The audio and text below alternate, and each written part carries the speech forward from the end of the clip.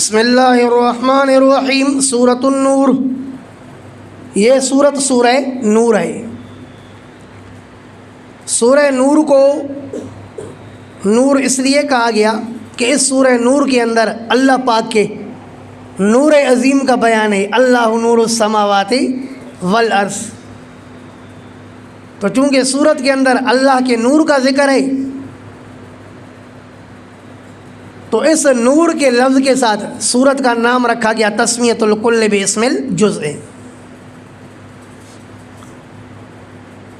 سورہ نور کا سورہ مومنون کے ساتھ ربط اس طرح ہے کہ سورہ مومنون کے آخر میں اعلان ہوا فتعال اللہ الملک الحق، دلائل عقلیہ اور نقلیہ سے جب رب ذوالجلال کی توحید ثابت ہو چکی، نتیجہ نکلا کہ اللہ ہی کی ذات برحق ہے، وہی متصرف الامور، مشکل کشا، حاجت روا ہے۔ تو اب سورہ نور میں بتایا جا رہا ہے کہ دیکھو، اگر آپ اللہ رب العالمین کی ربوبیت کو، حاکمیت کو اور اس کی توحید کو بیان کرو گے تو یقیناً آپ کے مخالف پیدا ہوں گے، جو آپ کو دینی طور پر بھی بدنام کرنے کی کوشش کریں گے اور ذاتی طور پر بھی آپ کو بدنام کرنے کی کوشش کریں گے۔ لیکن کفر کبھی بھی اپنی سازش میں کامیاب نہیں ہو سکے گا اگر آپ حق پر قائم رہو گے تو۔ فرمایا دیکھو، محمد الرسول اللہ صلی اللہ علیہ وسلم کو منافقین نے بدنام کرنے کے لیے اس کی زوجہ مطہرہ پر تہمت لگائی تاکہ لوگ اس سے متنفر ہو جائیں، لیکن دیکھو اللہ پاک نے سورہ نور نازل فرما کر کے محمد الرسول اللہ صلی اللہ علیہ وسلم کی عزت کے بول کو بالا فرمایا۔ تو ہمیشہ داعی توحید کا اللہ پاک مددگار ہوگا۔ اس صورت کا خلاصہ اس طرح ہے کہ معاشرے کے اندر زنا کو بند کرنے کے لیے 4 احکام بیان کیے گئے ہیں۔ نمبر 1، زانی کو حد لگاؤ۔ نمبر 2، زانی سے نکاح بھی نہیں کرو۔ جب زانی کو حد لگے گی اور زانی کے ساتھ نکاح بھی لوگ نہیں کریں گے تو اب مجھے بتاؤ کہ لوگ زنا سے بچیں گے نہیں بچیں گے؟ اور پھر فرمایا کہ کسی اجنبی عورت پر بھی تہمت نہیں لگاؤ، نمبر 3۔ اور نمبر 4، اپنی بیوی پر بھی بیجا تہمت نہیں لگاؤ، اس سے معاشرہ خراب ہوگا۔ تو معاشرے کے اندر زنا کے دروازے کے بند کرنے کے لیے 4 احکام کا بیان۔ پھر معاشرے کے اصلاح کے لیے 9 قوانین کا بیان ہے۔ قانون نمبر 1، کسی کے گھر میں داخل مت ہو حتیٰ تستانسوا، یہاں تک کہ اجازت طلب کرو، اجازت کے بغیر لوگوں کے گھروں میں نہیں جاؤ۔ اگر اس طرح شتر مرغ کی طرح بے لگام بنو گے تو پھر ظاہر ہے لوگوں کے گھروں کا کیا حال ہوگا۔ کبھی ان کے گھر میں مرد ہے یا نہیں، عورتوں کے ساتھ جا کر کے بیٹھو گے تو پھر وہی ہوگا جو ہوتا ہے۔ نمبر 2، قل للمؤمنین یغضوا من ابصارہم، مومن کو چاہیے کہ اپنی نظر نیچے کر لے، بد نظری سے بچے، کیونکہ زنا کے لیے بد نظری ایک دروازہ ہے۔ جب تک دروازہ بند ہوگا تو بندہ کمرے میں داخل نہیں ہو سکتا، جب تک نظر نہیں پڑے گی کسی اجنبی عورت پر تو زنا میں بھی دخول نہیں ہوگا۔ تو فرمایا کہ بد نظری نہیں کرو۔ نمبر 3، عورتیں بھی بد نظری نہیں کریں، یغضضن من ابصارہن، عورتیں بھی اپنی آنکھوں کو نیچے رکھیں۔ نمبر 4، اگر آپ کو معاشرے کو صحیح رکھنا ہے تو لڑکوں کی اور لڑکیوں کی ان کے عمر کے مطابق شادیاں کرواؤ۔ انکحوا الایام منکم والصالحین من عبادکم و امائکم، اس سے معاشرہ بہتر رہے گا۔ اگر نوجوانوں کی، لڑکوں کی اور لڑکیوں کی شادی نہیں ہوگی تو پھر ظاہر ہے یہ زنا میں مبتلا ہوں گے، معاشرہ خراب ہوگا۔ نمبر 5، بسا اوقات آپ کے غلام آپ سے گزارش کریں گے کہ ہمیں غلام مکاتب بناؤ، ہمارے اوپر کچھ پیسے رکھو، ہم کما کر کے آپ کو دیں گے تاکہ ہم آزادی کی زندگی گزار سکیں۔ اللہ پاک فرماتے ہیں کہ ان علمتم فیہم خیرا، اگر آپ ان کے اندر دین اور دنیا کے لحاظ سے خیر محسوس کرتے ہو کہ یہ اس کے حق میں فائدہ مند ہے، تو پھر آپ ان کو مکاتب بناؤ۔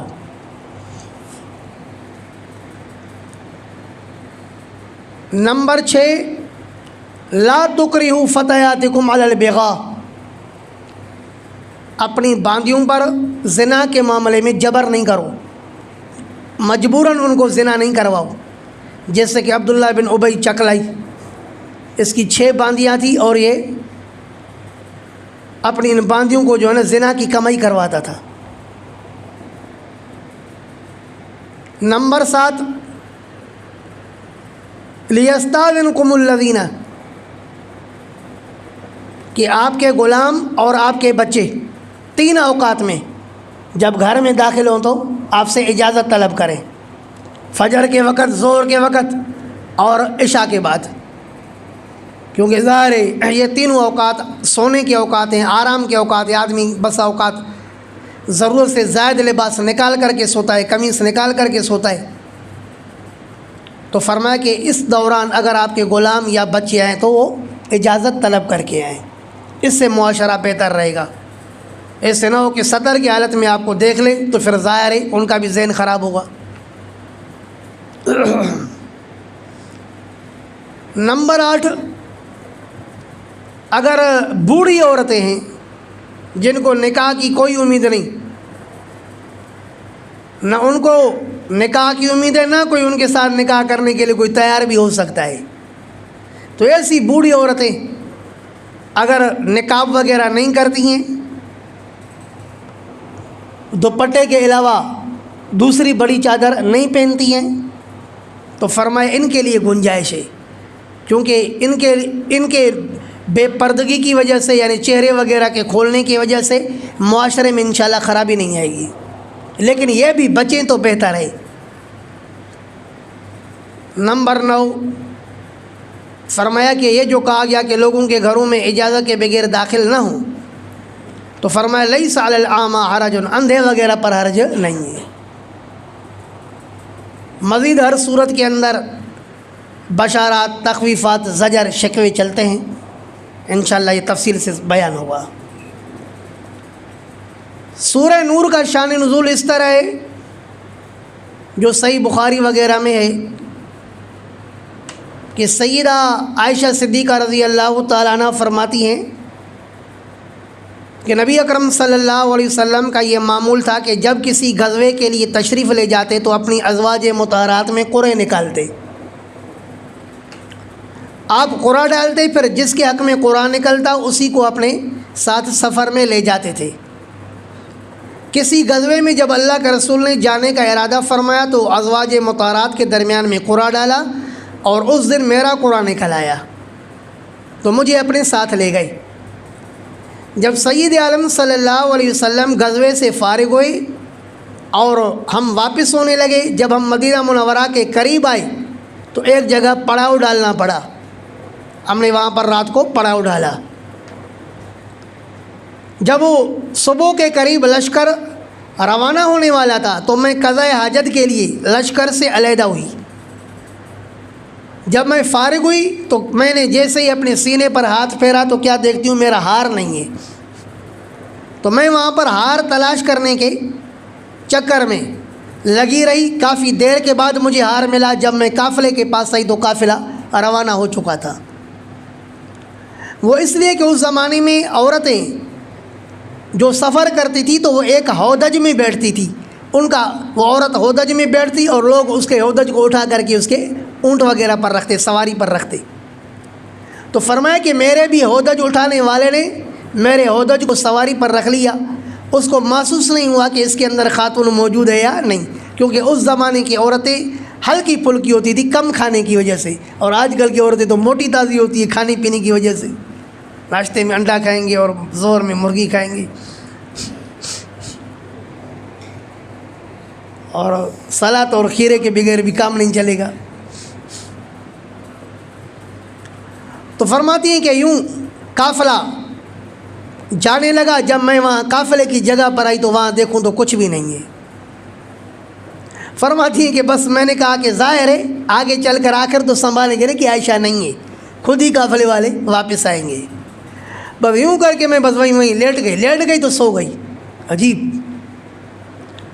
فرماتی ہیں کہ بس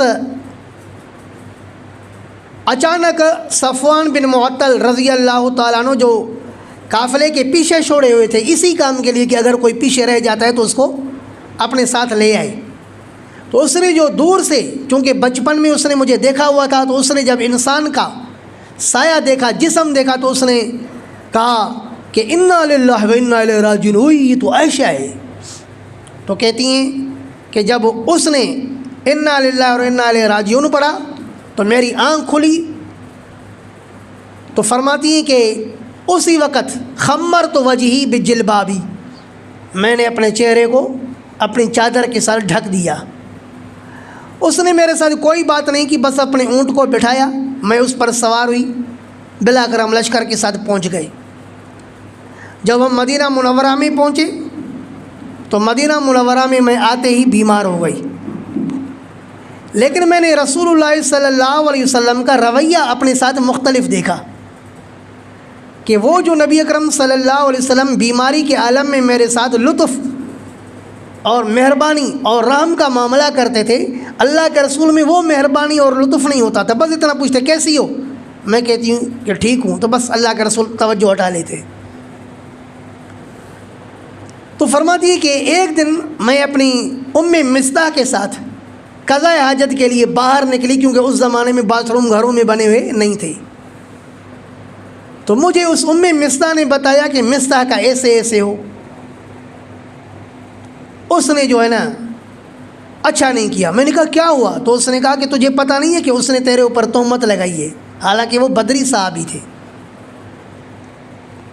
تو سیدہ عائشہ صدیقہ رضی اللہ تعالیٰ عنہ فرماتی ہیں کہ بس اس وقت پھر کیا ہونا تھا، میری تو نیندیں اڑ گئی اور میں پریشان ہو گئی۔ میں نے فرمایا کہ سرما یہ تعبیر کیا نیند نہ ہونے سے، کہ مجھے نیند آ ہی نہیں رہی تھی اور میرا مرض بڑھ گیا، مزید بیمار ہو گئی۔ بس جب نبی اکرم صلی اللہ علیہ وسلم میرے گھر تشریف لائے تو میں نے آپ علیہ السلام سے اجازت طلب کی کہ میں ابا کے گھر جا رہی ہوں، تو آپ نے مجھے اجازت دے دی۔ میں جب وہاں پر آئی تو میرے ابا کو اور میری والدہ کو پہلے سے ہی پتہ تھا، تو میں نے کہا یہ کیا کچھ ہو رہا ہے؟ تو میری والدہ نے مجھے تسلی دی کہ بیٹے کچھ بھی نہیں ہے، بس جو جوان لڑکی ہو اس طرح اس کا شوہر کا بھی اسی کی طرف اس طرح توجہ ہو جس طرح اللہ کے رسول کا آپ کی طرف توجہ ہے، تو پھر اس طرح کا معاملات سوکنوں والی عورت کے ساتھ آتا ہے، آپ پریشان نہ ہوں، اللہ آسانی کرے گا۔ تو کہتی کہ اس دوران رسول اللہ صلی اللہ علیہ وسلم بھی میرے پاس تشریف لائے اور مجھے کہا کہ عائشہ مجھ تک لوگوں سے یہ بات پہنچی ہے، ان کنتے بریتن فسیبرئک اللہ، اگر آپ بری ہوں گی تو ان قریب رب ذوالجلال آپ کو بری فرمائیں گے، اللہ آپ کی برات کا اعلان فرمائیں گے۔ وَإِن كُنْتِ أَلْمَمْتِ بِذَنْبٍ، لیکن اگر آپ نے کوئی گناہ کا ارتکاب کیا ہے فاستغفر اللہ، تو اللہ سے بخشش طلب کرو، اس لیے کہ جب بندہ گناہ کا اعتراف کرتا ہے، بخشش طلب کرتا ہے، تاب اللہ علیہ، صحیح بخاری کے الفاظ ہیں۔ پھر سیدہ عائشہ صدیقہ رضی اللہ تعالی عنہ فرماتی کہ میں اسی حال میں رہی اور اللہ کے رسول نے اپنے صحابہ کرام سے مشورہ طلب کیا۔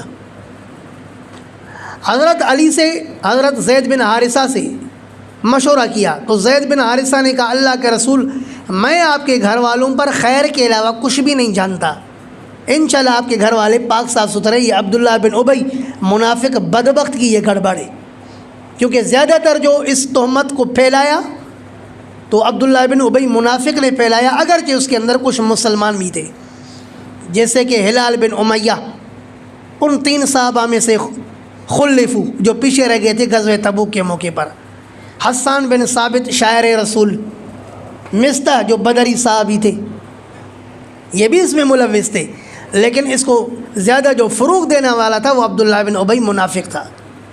تو زید بن حارثہ نے فرمایا نہیں اللہ کے رسول آپ کی بیوی صاف ستھری ہے، اس پر میں خیر کے علاوہ کچھ نہیں جانتا۔ حضرت علی سے پوچھا، حضرت علی نے کہا اللہ کے رسول اللہ آپ کو اور بھی بہت ساری بیویاں دے دے گا۔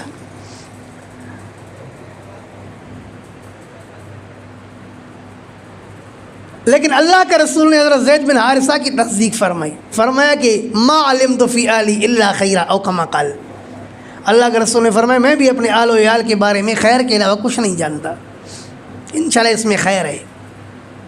بہرحال سیدہ عائشہ فرماتی ہے کہ مہینہ گزر گیا، مجھے یقین تو تھا کہ رب ذوالجلال میری برات فرمائیں گے، لیکن مجھے یہ پتہ نہیں تھا کہ باقاعدہ رب ذوالجلال میری برات کے ساتھ بولیں گے، قرآن نازل کریں گے، یہ مجھے امید نہیں تھی۔ میں یہ سمجھ رہی تھی بخاری کے الفاظ ہیں کہ اللہ پاک اپنے نبی کو نیند میں اطلاع دیں گے، لیکن اللہ پاک نے مجھ پر رحم فرمایا کہ اللہ پاک نے میرے لیے قرآن نازل فرما کر کے میری برات نازل فرمائی۔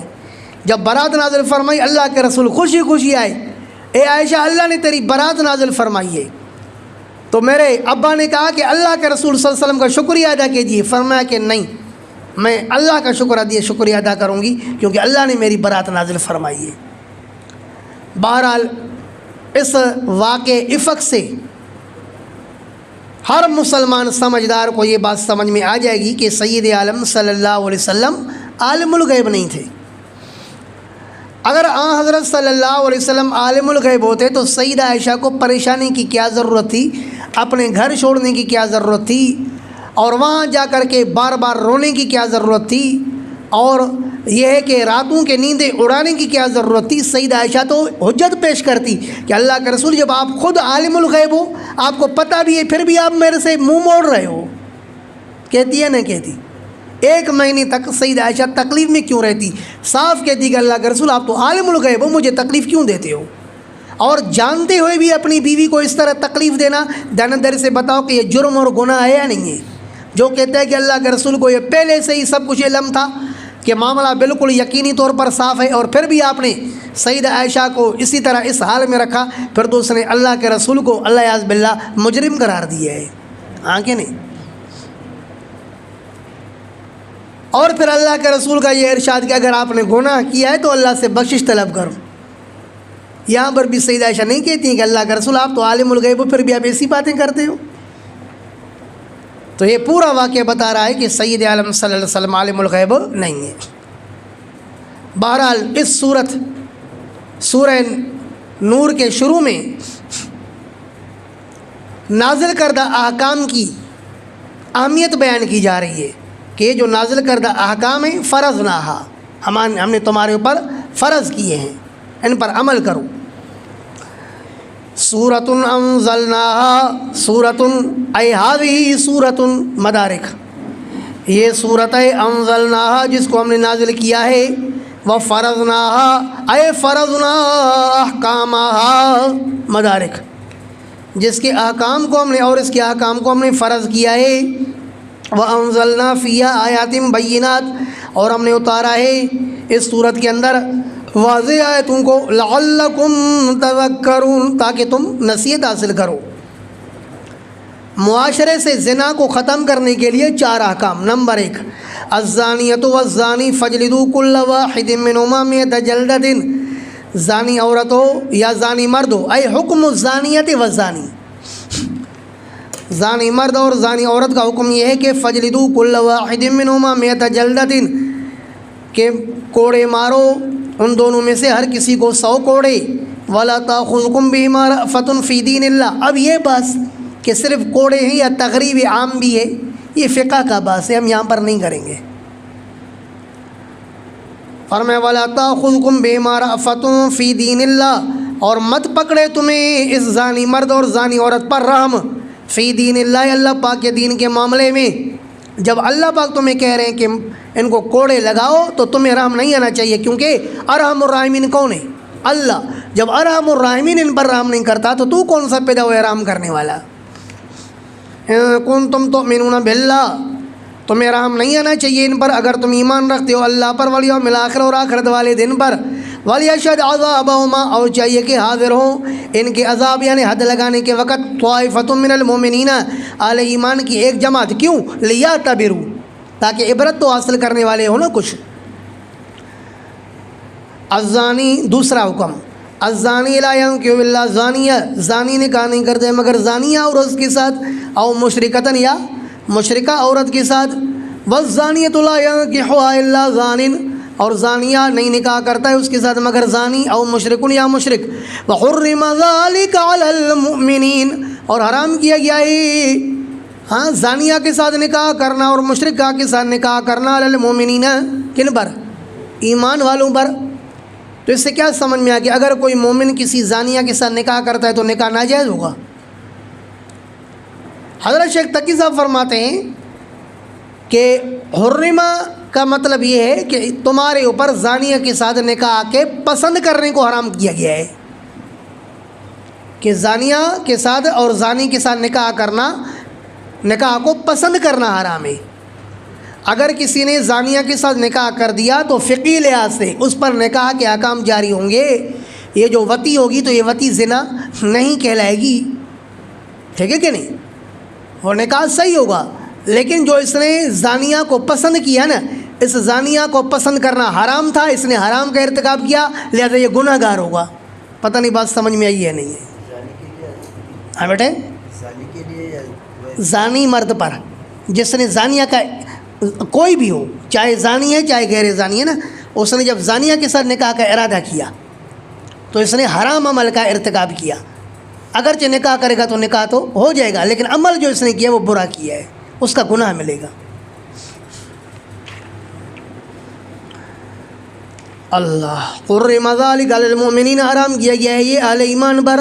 والذین یرمون المحصنات، اور وہ لوگ جو تہمت لگاتے ہیں پاک دامن عورتوں پر. عفیفات، محصنات یہ حرائر کے معنی میں بھی آتا ہے آزاد، اور محصنات شادی شدہوں کے بارے میں بھی آتا ہے اور پاک دامنوں کے بارے میں بھی آتا ہے. والمحصنات من النساء، یہ جو 5ویں پارے کی شروعات میں وہاں شادی شدہ مراد ہے نا، ذوات الازواج. اور من لم یستطع منکم طولا ان ینکح المحصنات المؤمنات، تو وہاں پر آزاد عورتیں حرائر مراد ہے نا، اور یہاں پر العفائف. تو یہ تیسرا حکم آ رہا ہے کہ اجنبی عورتوں پر بھی تہمت نہیں ہونی چاہیے. والذین یرمون المحصنات، وہ لوگ جو تہمت لگاتے ہیں پاک دامن عورتوں پر. ثم لم یأتوا بأربعۃ شہداء، پھر وہ نہیں لاتے ہیں 4 گواہوں کو. فجلدوہم 80 جلدۃ، پھر کوڑے مارو ان کو 100 کوڑے. ولا تقبلوا لهم شہادۃ ابدا، اور مت قبول کرو ان کی گواہی کبھی بھی. وَأُولَٰئِكَ هُمُ الْفَاسِقُونَ، اور یہ لوگ ہیں فاسق. إِلَّا الَّذِينَ تَابُوا مِن بَعْدِ ذَلِكَ، مگر وہ تہمت لگانے والے جنہوں نے توبہ کی اس کے بعد، یعنی قذف، حد قذف لگنے کے بعد. وَأَصْلَحُوا، اور ٹھیک کیا احوالہم، اپنے احوال کو، مدارک، اور انہوں نے ٹھیک کیا اپنے احوال کو. فإن اللہ غفور رحیم، پس بے شک اللہ پاک بہت بخشنے والا اور بہت زیادہ رحم کرنے والا ہے. والذین یرمون ازواجہم، یہاں سے چوتھا حکم کہ اپنی بیوی پر بھی تہمت نہیں ہونی چاہیے. والذین یرمون ازواجہم، اور وہ جو تہمت لگاتے ہیں اپنی بیویوں پر. ولم یکن لہم شہداء، اور نہ ہو ان کے لیے گواہ، 4 گواہ پیش نہیں کر سکتے. الا انفسہم، مگر خود ہی گواہ ہیں بس. فشہادۃ احدہم 4 شہادات باللہ، تو وہ لیان کریں، کیونکہ مرد کے شوہر کے حق میں لیان کا مقام حد قذف کی ہے. اگر اجنبیہ پر تہمت لگاتا 4 گواہ پیش نہ کرتا تو اس پر حد قذف آتی. بیوی پر تہمت لگائی 4 گواہ پیش نہیں کر سکتا ہے تو کیا کرنا ہوگا؟ لیان. فشہادۃ احدہم، بس گواہی دینی ہوگی ان میں سے ایک کو. کیا سنو، فشہادۃ احدہم، ان میں سے ایک کی گواہی یوں ہوگی 4 شہادات باللہ، کہ وہ 4 گواہیاں دے گا اللہ کے نام کا تذکرہ کر کے. اشہد باللہ انی لمن الصادقین، اور 5ویں میں کیا کہے گا کہ لعنت اللہ علیہ ان کان من الکاذبین فیما رمیتھا بہ من الزنا انہ لمن الصادقین. 4 پہلے قسمیں کھائے گا کہ بے شک وہ سچوں میں سے ہیں. انی لمن الصادقین فیما رمیتھا من الزنا. والخامسۃ، اور 5ویں قسم کھائے گا ان لعنت اللہ علیہ ان کان من الکاذبین، کہ بے شک اللہ کی لعنت ہے اس پر اگر یہ جھوٹوں میں سے ہے. کیا کہے گا؟ لعنت اللہ علیہ ان کان من الکاذبین فیما رمیتہ بہ من الزنا. ویدرأ عنہ العذاب، اور دفع کرے گا اس سے عذاب کو. کس سے؟ عورت سے. مرد سے 5 قسموں نے عذاب کو دفع کر دیا نا، حد کو دفع کر دیا. اب عورت سے حد کو دفع کرنے والی کیا چیز ہوگی؟ 5 قسمیں. ویدرأ، اور دفع کریں گی عنہ عورت سے العذاب، عذاب یعنی حد زنا کو. مرد سے حد قذف کو اور عورت سے حد زنا کو دفع کریں گے۔ انت شہادہ کہ وہ گواہی دے اربع شہادات باللہ 4 گواہیاں اللہ کے نام کے ساتھ، انہ لمن الکاذبین کہ بے شک یہ جھوٹوں میں سے ہے، والخامسۃ اور 5ویں گواہی دے ان غضب اللہ علیہ کہ بے شک اللہ کا غضب ہوگا اس پر، ان کان من الصادقین اگر یہ سچوں میں سے ہے، ولولا فضل اللہ علیکم ورحمتہ اور اگر نہ ہوتی اللہ کا فضل، اور اگر نہ ہوتا اللہ کا فضل تم پر، ورحمتہ اور اللہ کی رحمت، تو کیا ہوتا؟ لفضحکم، تو اللہ پاک تمہیں کیا کر دیتا؟ رسوا کر دیتا، آیا کہ نہیں؟ اب تو حد لگوا کے تمہاری آزادی ہو گئی نا، حد لگوائی اور تمہیں معاف کر دیا، لیکن اگر اللہ کا تم پر فضل نہ ہوتا تو اللہ تمہیں رسوا کر دیتا۔ وَأَنَّ اللَّهَ تَوَّابٌ حَكِيمٌ اور بے شک اللہ پاک بہت زیادہ توبہ قبول کرنے والا اور حکیم ہے، حکمت والا۔ ان الذين جاءوا بالافك عصبة منكم بے شک وہ لوگ جو لائے جھوٹی تہمت کو، عصبۃ ایک جماعت، منکم تم میں سے، لا تحسبوا شرا لکم اے تہمت لگنے والو، اے عائشہ اور اس کے خاندان والو، لا تحسبوا شرا لکم مت گمان کرو اس تہمت کو برا اپنے لیے، بل هو خیر لکم بلکہ یہ تو زیادہ بہتر ہے تمہارے حق میں کہ تمہاری عظمت اور فضیلت اور صفائی بیان ہو گئی۔ لِكُلِّ امْرِئٍ مِّنْهُمْ مَا اكْتَسَبَ مِنَ الْإِثْمِ اور ہر شخص کے لیے ان میں سے وہ گناہ ہوگا جو اس نے کمایا، من الاسم گناہ میں سے، ماں کا معنی بھی گناہ، من الاسم اسی ماں کا بیان ہے نا، ہر شخص کے لیے ان میں سے ماں وہ گناہ ہوگا اکتسب جو اس نے کمایا، کس میں سے؟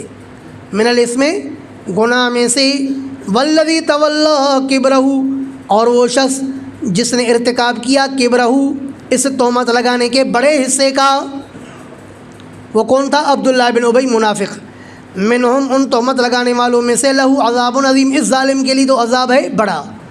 لولا یہاں سے زجر، لولا کیوں نہیں، اذ سمعتموہ جب آپ نے سنا اس تہمت کو، ظن المؤمنون والمؤمنات بانفسہم خیرا کیوں نہیں گمان کیا مومن مردوں اور مومن عورتوں نے اپنے نفسوں کے ساتھ اچھا گمان، توجہ ہے، یوں نہیں فرمایا کہ کیوں نہیں مومن مردوں اور مومن عورتوں نے اچھا گمان کیا بھی عائشہ کے ساتھ، بلکہ کیا فرمایا؟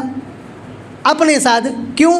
اس لیے کہ المومنون کالنفس واحدہ، ارے المومنون کالنفس واحدہ مدارک، اور اللہ کے رسول نے بھی فرمایا نا کہ کجسد واحدہ، تمام اہل ایمان ایک جسم کی طرح ہیں، جب جسم کے کسی عضو کو تکلیف پہنچتی ہے تو سارا جو ہے نا جسم کیا ہوتا ہے؟ تکلیف محسوس کرتا ہے۔ آیا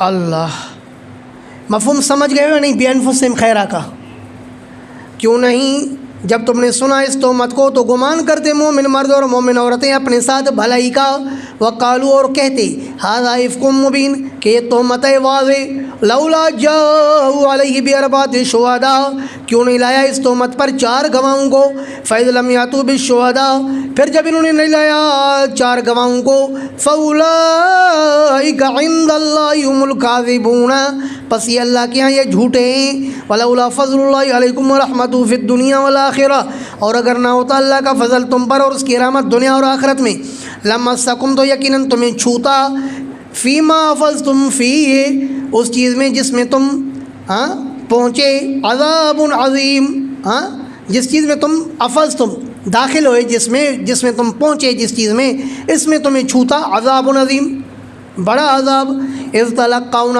جس وقت تم لے رہے تھے اس تہمت کو، اے یاخذ بعضکم من بعض تم میں سے بعض سے لے رہے تھے، سن کے آگے پھیلا رہے تھے نا، اذ تلقونہ جس وقت تم لے رہے تھے اس تہمت کو، بألسنتکم جب تم لے رہے تھے ایک دوسرے سے اس تہمت کو، بألسنتکم اپنی زبانوں سے، وتقولون اور تم کہہ رہے تھے بافواہکم اپنے منہ سے، ما لیس لکم بہ علم ایسی بات کو جو نہیں تھا تمہیں اس کے بارے میں کوئی علم، وتحسبونہ ہینا اور تم گمان کرتے تھے اس کو ہینا ہلکا گناہ، صغیرہ گناہ، صغیرن مدارک، وہو عند اللہ عظیم حالانکہ یہ گناہ اللہ کے یہاں بڑا تھا، ولولا اذ سمعتموہ اور کیوں نہیں جب آپ نے سنا اس تہمت کو، قلتم تو تم کہتے ما یکون لنا ان نتکلم بہذا صحیح نہیں ہے ہمارے لیے کہ ہم بولیں اس کے ساتھ، سبحانک ذا بہتان عظیم، اے اللہ تو پاک ہے، یہ تو بہتان ہے بڑا۔ یعظکم اللہ، آئندہ کے لیے نصیحت کرتا ہے تمہیں اللہ، ان تعودوا لمثلہ ابدا، یہ کہ تم لوٹو اس جیسی تہمت کے لیے کبھی بھی، اس جیسی تہمت بغیر گواہوں کے نہیں لگانا۔ ان کنتم مؤمنین، اگر تم ہو مومن، ویبین اللہ لکم، اور کھول کھول کے بیان کرتے ہیں اللہ تمہارے لیے الآیات، آیتوں کو، واللہ علیم حکیم، اور اللہ خوب جاننے والا اور حکمت والا ہے۔ ان الذین یحبون ان تشیع الفاحشۃ، زجر، بے شک وہ لوگ جو پسند کرتے ہیں کہ پھیلے بے حیائی، فی الذین آمنوا، ایمان والوں میں، لہم عذاب علیم فی الدنیا والآخرہ، ان کے لیے عذاب دردناک دنیا اور آخرت میں۔ جو چاہتے تھے بے حیائی پھیلے، زنا بڑھے، عورتیں زانیہ بنیں تاکہ میرے کو بھی زنا کا موقع ملے یا مجھے دیکھنے کا موقع ملے، تو ان کے لیے کیا ہے؟ دردناک عذاب ہے۔ واللہ یعلم، اور اللہ پاک خوب جانتا ہے کس کو؟ مقدار ھذا الذنب،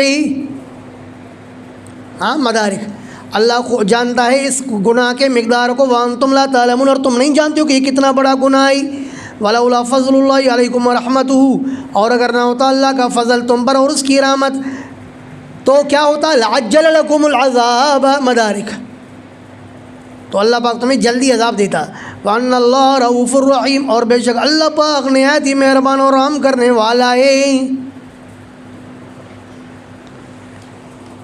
یا ایھا الذین آمنوا لا تتبعوا خطوات الشیطان، اے ایمان والو شیطان کے نقش قدم کا اتباع مت کرو۔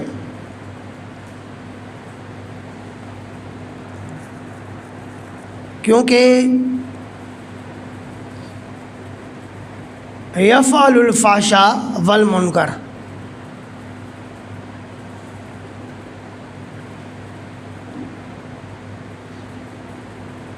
کیونکہ جو شیطان کا اتباع کرے گا تو وہ کیا کرے گا؟ بے حیائی اور برائیاں کرے گا، کیونکہ شیطان بے حیائی اور برائی کا حکم دیتا ہے۔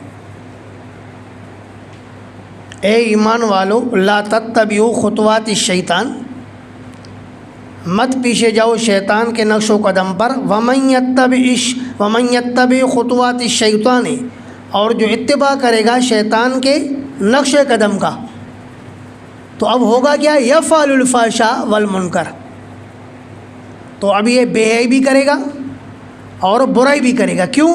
فَتَعْلِلِيَا فَإِنَّهُ يَأْمُرُ بِالْفَحْشَاءِ وَالْمُنکر، اس لیے کہ شیطان حکم دیتا ہے بے حیائی اور برائی کا۔ یہ تفسیر ہے، تفسیر التحریر والتنویر، گویا کہ وہ اس شرط کے لیے جزا معذوف نکالتے ہیں کہ وَمَن يَتَّبِعْ خُطُوَاتِ الشَّيْطَانِ یفعل الفحشاء والمنکر، جو شیطان کا اتباع کرے گا تو بے حیائی اور برائی میں مبتلا ہوگا۔ کیوں؟ فَإِنَّهُ يَأْمُرُ بِالْفَحْشَاءِ وَالْمُنکر، اس لیے کہ شیطان حکم دیتے ہیں بے حیائی اور برائی کا۔ وَلَوْلَا فَضْلُ اللَّهِ عَلَيْكُمْ وَرَحْمَتُهُ، اور اگر نہ ہوتا اللہ کا فضل تم پر اور اس کی رحمت، مَا زَكَىٰ مِنكُم مِّنْ أَحَدٍ أَبَدًا، تو نہیں پاک ہوتا تم میں سے کوئی بھی کبھی بھی۔ اللہ پاک نے یہ جو حد کا حکم نازل فرمایا نا، اس کے ذریعے بھی تمہاری پاکی ہو گئی نا۔ اگر اللہ پاک نہ چاہتا تو تم میں سے کوئی بھی پاک نہ ہو سکتا تھا۔ وَلَٰكِنَّ اللَّهَ يُزَكِّي مَن يَشَاءُ، لیکن اللہ پاک پاک کرتے ہیں جس کو چاہے۔ وَاللَّهُ سَمِيعٌ عَلِيمٌ، اور اللہ پاک سننے اور جاننے والے ہیں۔ وَلَا يَأْتَلِ أُولُو الْفَضْلِ مِنكُمْ وَالسَّعَةِ أَن يُؤْتُوا أُولِي الْقُرْبَىٰ وَالْمَسَاكِينَ، اس آیت کریمہ کا شان نزول صحیح بخاری میں ہے، اسی واقع افق کے اندر، کہ چونکہ ان تہمت لگانے والوں میں ایک مصطح رضی اللہ تعالیٰ عنہ بھی تھے جو بدری صحابی تھے، اور جناب ابو بکر صدیق رضی اللہ تعالیٰ عنہ کے خالہ کے بیٹے تھے، قریبی رشتہ دار تھے۔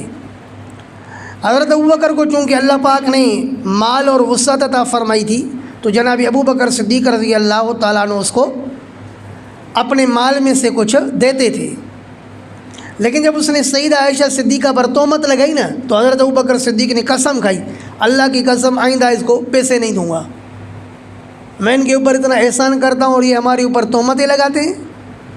تو اللہ رب العالمین نے قرآن نازل فرمایا، یہ صحیح بخاری سے شان نزول ہے۔ ولا یأتل اولو الفضل، مت قسمیں کھائیں فضیلت والے. کس میں ان کی فضیلت ہے؟ فی الدین، دین کے اندر. مت قسمیں کھائیں فضیلت والے منکم، تم میں سے، وسعت اور وسعت والے. کس بات پر؟ ان یؤتوا اولی القربی، یہ کہ یعنی کہ یہ کہ نہ دیں وہ اولی القربی رشتہ داروں کو، والمساکین اور مسکینوں کو، والمہاجرین اور مہاجرین کو، فی سبیل اللہ اور ان لوگوں کو جنہوں نے ہجرت کی اللہ کے راہ میں، ان کو نہ دینے پر قسم نہ کھائیں. ولیعفو، چاہیے ایمان والوں کو کہ معاف کریں، ولیصفحوا اور درگزر کریں. الا تحبون ان یغفر اللہ لکم، کیا تم پسند نہیں کرتے ہو کہ اللہ بھی تمہیں بخش دے؟ واللہ غفور الرحیم، اور اللہ پاک بہت زیادہ بخشنے والا اور بہت زیادہ رحم کرنے والا ہے. جب قرآن کی یہ آیت نازل ہوئی الا تحبون ان یغفر اللہ لکم، تو جناب ابو بکر صدیق نے کہا بلا احب ان یغفر اللہ لی، میں پسند کرتا ہوں کہ میرا رب مجھے معاف کر دے، لہذا میں نے مصطح کو معاف کر دیا اور اس کے بعد اس کی طرف اسی طرح خرچہ بھی لٹاتے رہے جس طرح کے پہلے دیتے رہے.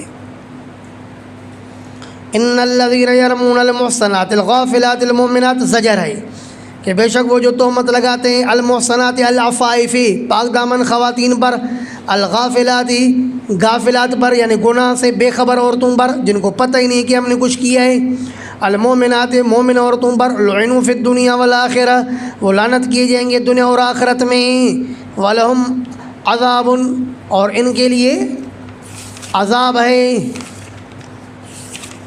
عظیم بڑا. تو یہ آئندہ کے لیے اصول بیان ہو رہا ہے. سیدہ عائشہ پر جو تہمت لگا چکے تھے ان کی بات تو ختم ہو گئی نا. اب یہ آئندہ کے لیے اصول بیان ہو رہا ہے کہ آئندہ اگر کوئی مومنات غافلات محصنات پر تہمت لگائے گا تو اس پر دنیا اور آخرت میں لعنت آئے گی اور ان کے لیے عذاب ہے بڑا. یوم تشہد علیہم السنتہم، اس دن جس دن گواہی دیں گی ان پر ان کی زبانیں. ارے وہ ایسا دن ہے قیامت کا کہ گواہی دیں گی ان پر ان کی زبانیں، وہ ایدیہم اور ان کے ہاتھ، وہ ارجلہم اور ان کے پیر، بما کانوا یعملون ان اعمال پر جو یہ کرتے تھے. یومئذ یوفیہم اللہ دینہم الحق، اسی دن پورا پورا دے گا ان کو اللہ دینہم ان کے بدلے کو، دینہم الحق ان کے برحق بدلے کو. وَيَعْلَمُونَ، اور یہ لوگ جان لیں گے کہ ان اللہ هو الحق المبین، کہ بے شک اللہ پاک وہ حق ہے واضح. اللہ حق ہے واضح، کیا مطلب؟ وعدہ و وعیدہ، تفسیر ابن کثیر. یعنی اللہ حق ہے، کیا مطلب؟ وعدہ و وعیدہ الحق، کہ اللہ پاک کا وعدہ اور وعید برحق ہے. یہ کب پتہ چلے گا؟ قیامت میں. الخبیثات للخبیثین، خبیث عورتیں خبیث مردوں کے لیے ہیں، والخبیثون للخبیثات، اور خبیث مرد خبیث عورتوں کے لیے ہیں، والطیبات للطیبین، اور پاکیزہ عورتیں پاکیزہ مردوں کے لیے، والطیبون للطیبات، اور پاکیزہ مرد پاکیزہ عورتوں کے لیے ہیں. اولئک مبرؤون مما یقولون، یہ جو پاکیزہ مرد اور عورتیں ہیں نا، مصطح، یہ جو صفوان بن معطل اور سیدہ عائشہ، اشارہ ان کی طرف ہو رہا ہے. یجوز ان یکون اشارۃ الی اہل البیت وانہم مبرؤون مما یقول اہل الافک. تفسیر مدارک، یہ کس کی طرف اشارہ ہے؟ انہی سیدہ عائشہ یعنی اللہ کے رسول کے اہل بیت کی طرف اشارہ ہے، اور وہی بری تھے اس سے جو کہا تھا اہل افک نے، تہمت لگانے والوں نے. اولئک، یہ سیدہ عائشہ یا صفوان بن معطل، یہ سب اولئک مبرؤون، یہ لوگ بری ہیں، مما یقولون، اس بات سے جو یہ کہہ رہے ہیں. کون؟ تہمت لگانے والے. لہم مغفرۃ و رزق کریم، ان کے لیے مغفرت ہے اور معزز رزق ہے. یا ایھا الذین آمنوا، اے ایمان والو. یہاں سے قانون نمبر 1، 9 قوانین کا بیان ہے نا، 9 قوانین، ایسے قوانین کا بیان جس سے معاشرہ درست ہوگا. یا ایھا الذین آمنوا، اے ایمان والو، لا تدخلوا بیوتا غیر بیوتکم، لا تدخلوا بیوتا غیر بیوتکم، مت داخل ہو جاؤ ایسے گھروں میں جو تمہارے گھروں کے علاوہ ہیں، یعنی دوسرے لوگوں کے گھروں میں داخل مت ہو، اپنے عزیز و اقارب اور رشتہ داروں کے گھروں میں داخل مت ہوں۔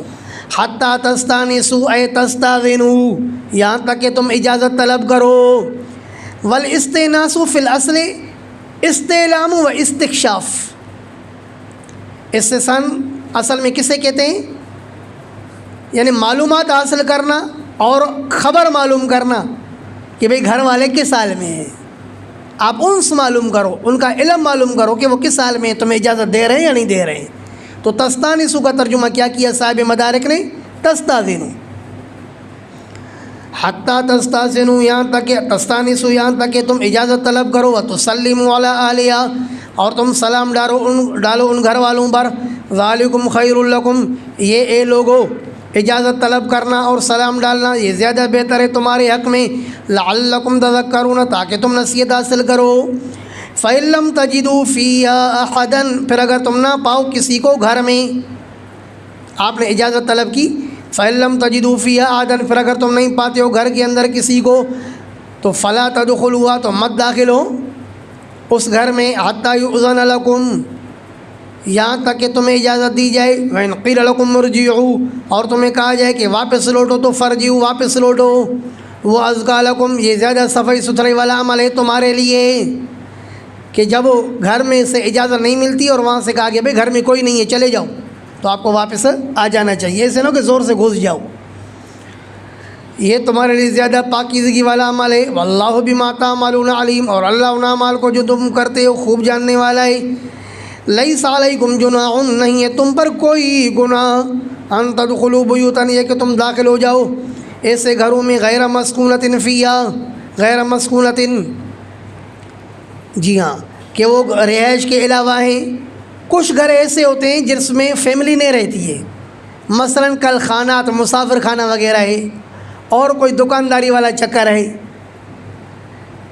تم پر کوئی گناہ نہیں ہے کہ تم داخل ہو جاؤ ایسے گھروں میں جو رہائش کے علاوہ ہیں۔ اوپر کیا کہا تھا؟ مسکونتاً، جو رہائش والے ہیں، تمہارے گھروں کے علاوہ ہیں اور رہائش والے، اور یہاں کیا فرمایا؟ اگر ایسے گھر ہیں جو رہائش والوں کے علاوہ ہیں، فیہا متاع لکم، اور ان کے اندر تمہارا سامان بھی رکھا ہے، تو اب ضرورت کی وجہ سے بغیر اجازت کے ایسے گھروں میں جا سکتے ہو۔ سمجھ گئے بات؟ واللہ یعلم ما تبدون وما تکتمون، اور اللہ جانتا ہے ان رازوں کو جن کو تم، ان باتوں کو جن کو تم ظاہر کرتے ہو، وما تکتمون، اور جن کو تم چھپاتے ہو۔ قل للمؤمنین یغضوا من ابصارہم، یہاں سے معاشرے کی اصلاح کے لیے دوسرا حکم کہ بھائی اپنی نظر کی حفاظت کریں مرد۔ قل للمؤمنین، آپ کہیے اہل ایمان سے، یغضوا من ابصارہم، کہ وہ جھکائیں، بند کریں اپنی نگاہوں کو، وَيَحْفَظُوا فُرُوجَهُمْ، اور حفاظت کریں اپنی سطر کی۔ ذالک، یہ ازکیٰ لہم، یہ عمل زیادہ صفائی ستھرائی والا ہے ان کے لیے۔ ان اللہ خبیر بما یصنعون، بے شک اللہ خبیر، خوب خبر رکھنے والا ہے، بما یصنعون، کے ان اعمال کی جو یہ کرتے ہیں۔ وَقُلْ لِلْمُؤْمِنَاتِ یغضضن من ابصارہن، اور مومن عورتوں سے بھی کہیں کہ وہ نیچے رکھیں، پست کریں بھی من ابصارہن، اپنی آنکھوں کو۔ وہاں پر تھا نا کہ ان الذین یغضون اصواتہم، جو پست کرتے ہیں، آہستہ کرتے ہیں اپنے آوازے کو، تو پست کرتے ہیں اپنی آنکھوں کو، پست کریں اپنی آنکھوں کو، نیچے کریں اپنی آنکھوں کو۔ وَيَحْفَظْنَ فُرُوجَهُنَّ، اور حفاظت کریں اپنے سطروں کی۔ وَلَا يُبْدِينَ زِينَتَهُنَّ، اور مت ظاہر کریں اپنی خوبصورتی کو۔ مراد کیا ہے؟ مواضع زینتہن، مت ظاہر کریں اپنی خوبصورتی کو، ظاہر نہ کریں، کیا مطلب؟ ورنہ پھر اپنے میک اپ کو ظاہر نہ کریں، اگر یہ بات ہو جائے زینت تو۔ لیکن مراد کیا ہے؟ مواضع زینتہن، جہاں انہوں نے خوبصورتی بنائی ہے اپنے جسم کے اعضاء میں، ان اعضاء کو ظاہر نہ کریں۔ آیا ولا یبدین زینتہن، اور مت ظاہر کریں اپنی خوبصورتی کو، یعنی خوبصورتی کے جگہوں کو، الا ما ظہر منہا، مگر وہ خوبصورتی کا حصہ ظاہر جو خود ہی ظاہر ہے، منہا، ان اعضاء میں سے۔ اب ان اعضاء میں سے کون سا حصہ ظاہر ہے؟ تو آپ نے ہدایہ میں پڑھا ہوگا، ہدایہ رابع میں، کہ وہ چہرہ ظاہر ہے اور ہتھیلیاں ظاہر ہیں۔ تو لہذا عورت پر چہرے اور ہتھیلی کا پردہ نہیں ہے۔ کچھ علماء نے یہی بات سمجھی، حالانکہ چہرے کا پردہ فرض ہے۔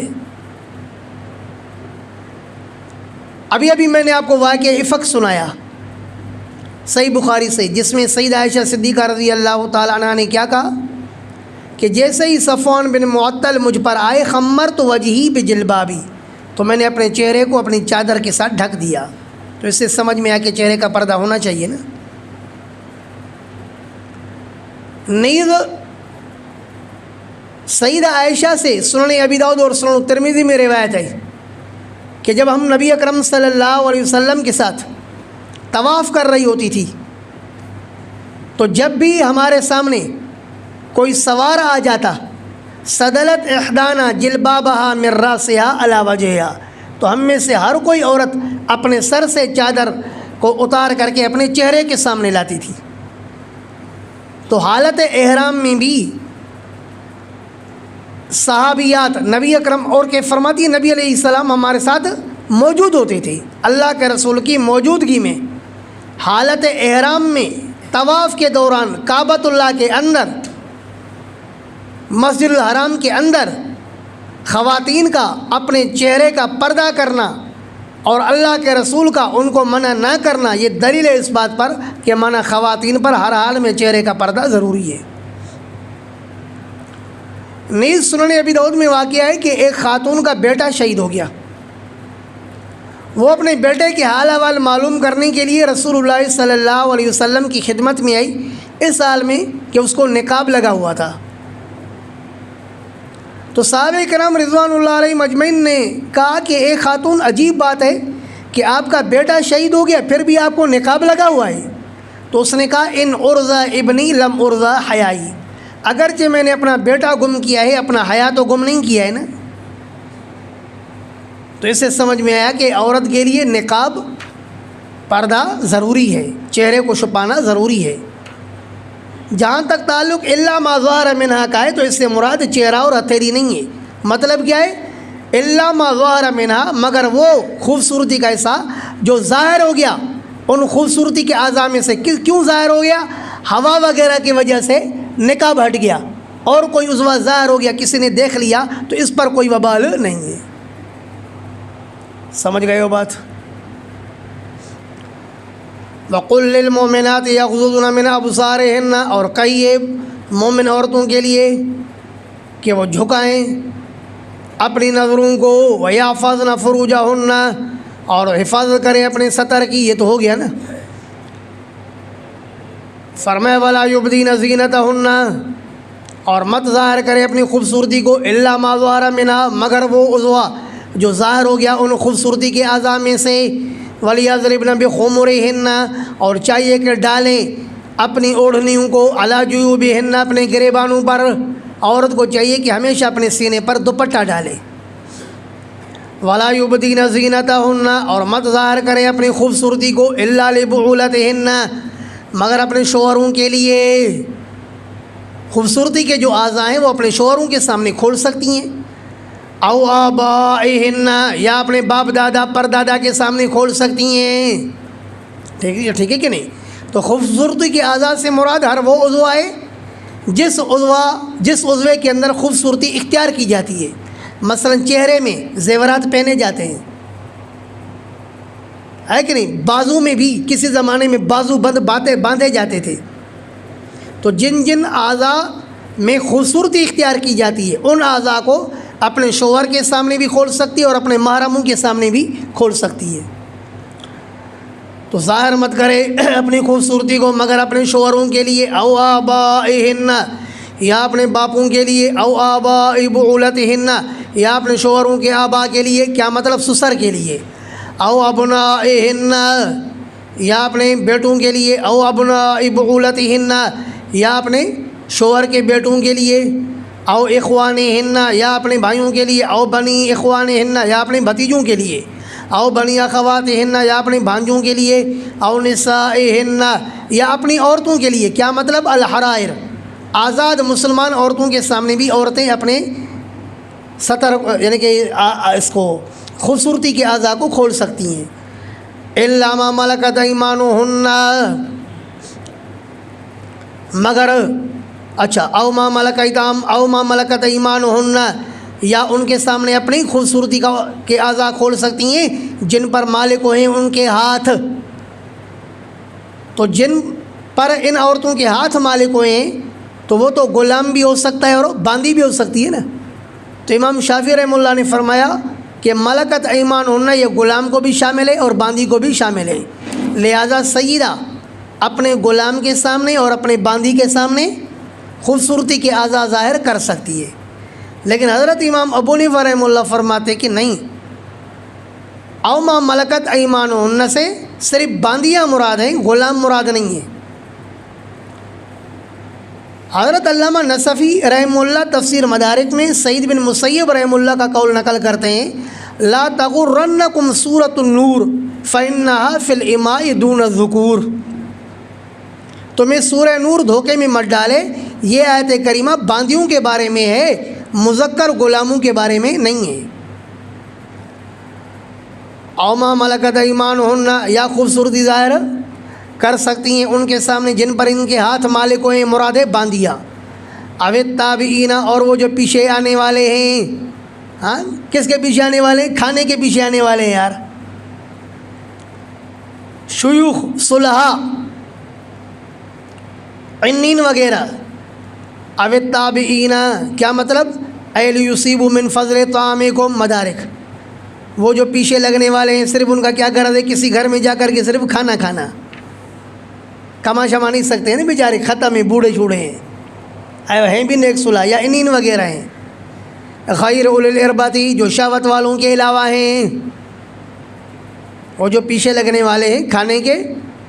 غیر اولی الارباتی، جو شہوت والوں کے علاوہ ہیں. من الرجال، بل وہ مردوں میں سے ہیں، لیکن فرمایا شیوخ صلحاء، نیک بوڑھے ہوں، ہاں لوسی قسم کے بوڑھے بھی نہ ہوں. اب طفلے بعض سے لوسی بوڑھے بھی ہوتے ہیں نا، چھوٹی چھوٹی لڑکیوں کے ساتھ کھیلیں گے. اب وہ سمجھتے ہیں یہ تو ہمارا بابا ہے، ان کو کیا پتہ کہ حرامی جو ہے نا اپنی مرضی پوری کر رہا ہے. فرمایا کہ من الرجال، مردوں میں سے، او الطفل، یا بولو ان بچوں میں سے، الذین لم یظہروا علی عورات النساء، جو مطلع نہیں ہوتے ہیں عورتوں کے ستروں پر. وہ بچے بھی جو عورتوں کی سطر کی طرف توجہ نہیں دیتے ہیں کہ اس کے سینے کیسے ہیں، اس کی آنکھیں کیسی ہیں، اس طرف ان بچوں کی توجہ نہیں جاتی ہے. تو ایسے بچوں کے سامنے بھی اپنی خوبصورتی کے اعضاء کھول سکتی ہیں. ہمارے استاد حضرت الشیخ حضرت مولانا مفتی محمد ظفر علی خان صاحب رحمہ اللہ واقعہ سنا رہے تھے کہ ایک دفعہ ہمارے دوستوں میں سے 8-10 ساتھیوں نے اکٹھے شادی کی تھی. تو میں نے چاہا کہ چلو ان کی دعوت کر لیتا ہوں. تو تمام دلہنوں کو بلایا، ان کی دعوت کی. تو ایک چھوٹا بچہ جو آ جا رہا تھا، تو ہم نے ان سے پوچھا کہ بتاؤ کہ سب سے زیادہ خوبصورت بیوی کس کی تھی؟ بطور مذاق کے ہم نے پوچھا. تو اس نے کہا کہ فلاں کی بیوی زیادہ خوبصورت تھی. تو ہم نے کہا کیوں؟ کہا کہ لا صدیان. نہیں سمجھے بات؟ تو 10 سال کا جب بچہ ہو جائے تو اس کو بھی گھروں میں نہیں چھوڑنا چاہیے، کیونکہ سمجھدار بن جاتا ہے نا. تو وہ بچے جو والا عورات النساء، عورتوں کے ستروں پر مطلع نہیں ہوتے ہیں، جن کی توجہ نہیں ہوتی ہے، ان کے سامنے خوبصورتی کی اعضاء کھول سکتی ہیں. اللہ تو ظاہر کر سکتی ہیں اپنی صدر. او الطفل الذین، ان بچوں کے لیے، الذین لم یظہروا علی عورات النساء، جو مطلع نہیں ہوتے ہیں عورتوں کی سطر پر.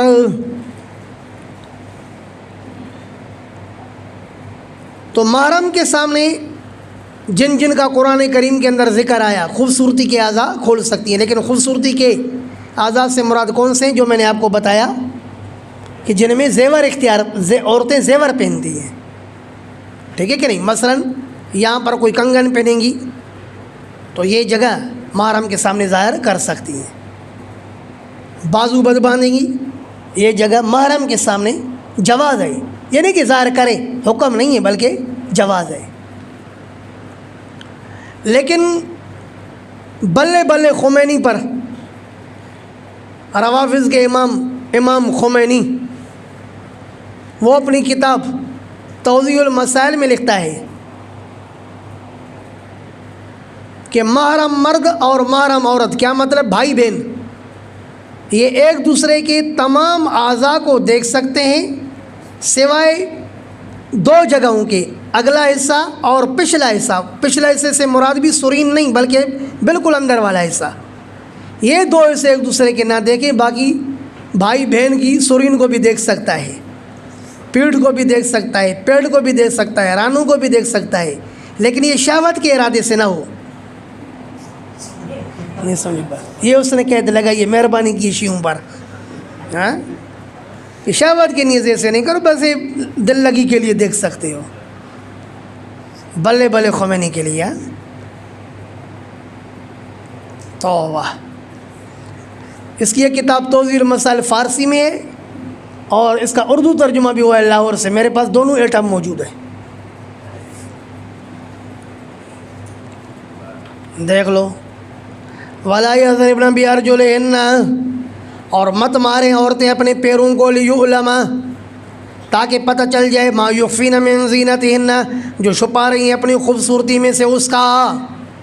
عورت اپنے گھر کے اندر بھی اپنے پیر کو زور سے نہ مارے کہ باہر گزرنے والے مرد کو اندازہ ہو جائے کہ اس گھر کے اندر ایک عورت ہے جو پازے پہنتی ہے، تو اس کا توجہ خراب ہوگا نا، سمجھے بات؟ تو پازے بھی پہنتی ہے تو وہ زور سے اپنے جو ہے نا پیر کو زمین پر مت مارے۔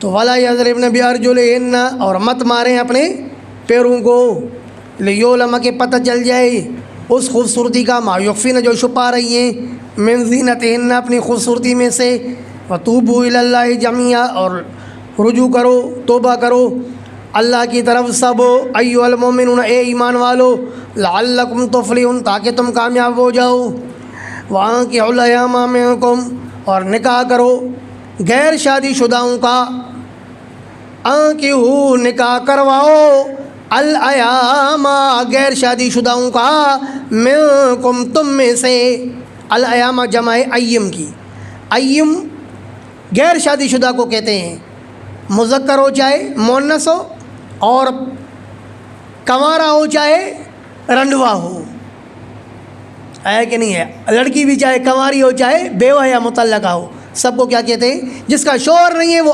جس کا شوہر نہیں ہے یا بیوی نہیں ہے وہ کون ہے؟ ایم، بس ٹھیک ہے۔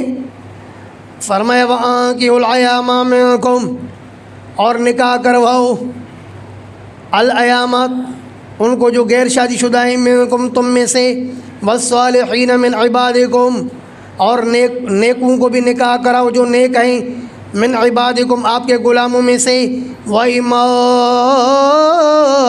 اور تمہاری باندیوں میں سے۔ اللہ، یہ لوگ تو کہتے ہیں کہ جب تک بچہ پیروں پر کھڑا نہ ہو تب تک ان کا ہم نکاح کیسے کرائیں؟ اللہ نے فرمایا إِن يَكُونُوا فُقَرَاءَ، ارے اگر یہ ہوں گے فقیر، یغنیہم اللہ من فضلہ، تو مالدار بنا دے گا ان کو اللہ پاک اپنے فضل سے۔ اس کی بیوی کے ذمہ دار اے لڑکے کے اولیاء تم نہیں ہو، اس کی بیوی کے روزی کا ذمہ دار کون ہے؟ اللہ۔ اللہ اس کو مالدار بنا دے گا۔ مسند احمد کی حدیث سے اللہ کے رسول نے فرمایا تزوجوا النساء، عورتوں سے شادیاں کرو، فإنہن یاتینکم بالمال، یہ عورتیں تمہارے پاس مال لے کر آئیں گی، کچھ تو ماں باپ کے گھر سے مال لے کر آئیں گی اور کچھ ان کے آنے سے برکات کے دروازے کھلیں گے، کیونکہ جو بھی بچہ ماں کے پیٹ میں آتا ہے تو اس کا رزق لکھا جاتا ہے نا، تو ظاہر ہے اس عورت کا جو آپ دلہن گھر میں لانے والے ہو اس کا رزق بھی اللہ نے لکھا ہوا ہے، جو رزق اس کو ملے گا، اور حدیث میں کہ ایک کا کھانا دو کے لیے کافی ہے، اس کا رزق آپ کے لیے کافی ہے، اس کی وجہ سے آپ کے لیے برکات ہوں گے۔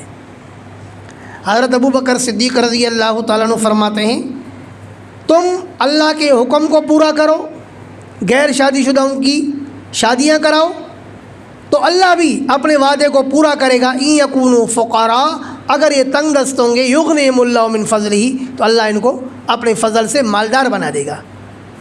تمہیں اس فکر کی ضرورت نہیں ہے کہ ابھی پیروں پر کھڑے نہیں ہوئے. جب یہ اپنے پیروں پر کھڑے ہوں گے تو نتیجہ کیا نکلے گا؟ جو کھڑے ہونے والی چیزیں وہ اس وقت کھڑی نہیں ہوگی، 40 سال اس کی عمر ہو جائے گی، پھر کس کام کا ہے؟ فرمائیں ان یکونوا فقراء، اگر یہ ہوں گے فقراء مساکین، یغنیہم اللہ من فضلہ، تو مالدار بنا دے گا اللہ ان کو اپنے فضل سے. واللہ واسع علیم، اور اللہ پاک وسعت والا ہے، علیم خوب جاننے والا ہے. اللہ کے پاس کوئی مال کی خزانوں کی کمی نہیں ہے، اللہ وسعت والا ہے، علیم وہ جاننے والا ہے کہ کون فقیر ہے، اس کو دینے والا ہے. وَلْيَسْتَعْفِفِ الَّذِينَ لَا يَجِدُونَ نِكَاحًا، ہاں اگر کسی کے پاس مہر کے ہی پیسے نہیں ہیں تو پھر یہ اللہ اللہ کرے، انتظار کرے. ابھی آیا وَلْيَسْتَعْفِفْ، اب چاہیے کہ پاک دامن رہے. اور وَلْيَسْتَعْفِفْ چاہیے کہ پاک دامن رہیں الذین، وہ لوگ لا یجدون نکاحً، جو طاقت نہیں رکھتے نکاح کی، ان کے پاس مہر وغیرہ نہیں ہے. اب یہ اپنے آپ کو پاک دامن رکھیں حتی یغنیہم اللہ من فضلہ، یہاں تک کہ مالدار بنا ان کو اللہ اپنے فضل سے. آیا کہ نہیں آیا؟ تو اس سے کیا سمجھ میں آیا کہ متع حرام ہے؟ کیونکہ اللہ پاک نے فرمایا کہ جو نکاح پر طاقت نہیں رکھتے تو وہ پاک دامنی کا خیال کریں یہاں تک کہ اللہ پاک ان کو نکاح کی طاقت عطا فرمائے. آیا کہ نہیں؟ یہ نہیں فرمایا کہ جب تک نکاح نہیں ہوتا ہے تو متع پر گزارا کریں. تو اس سے پتہ چلا کہ متع کا اسلام میں کوئی وجود نہیں ہے. اللہ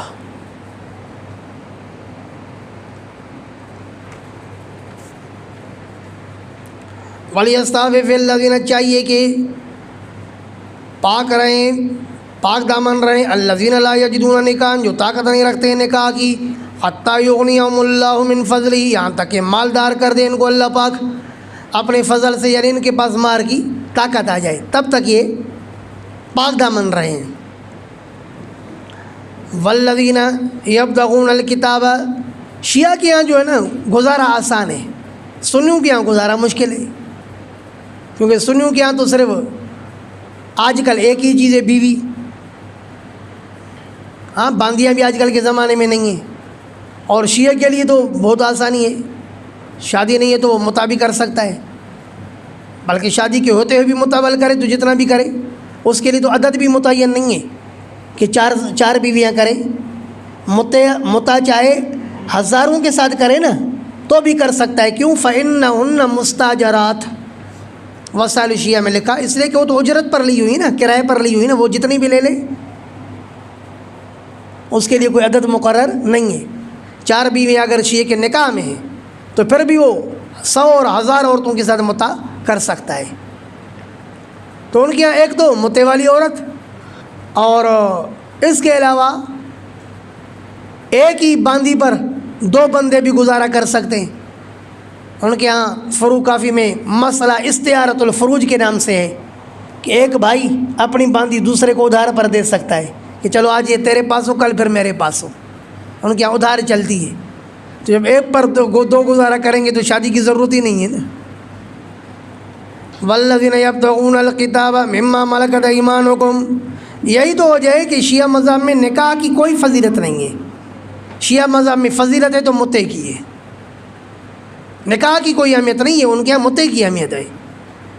وَالَّذِينَ يَبْتَغُونَ الْكِتَابَ، اور وہ جو طلب کرتے ہیں عقد کتابت کو، مما ملکت ایمانکم، ان غلاموں میں سے جن پر تمہارے ہاتھ مالک ہوئے، فکاتبوہم، پس مکاتب بناؤ ان کو، ان علمتم فیہم خیرا، اگر جانتے ہو تم ان کے اندر خیر. کیا مطلب؟ قدرتاً علی الکسب، اگر آپ سمجھتے ہو کہ یہ واقعی کما سکتا ہے،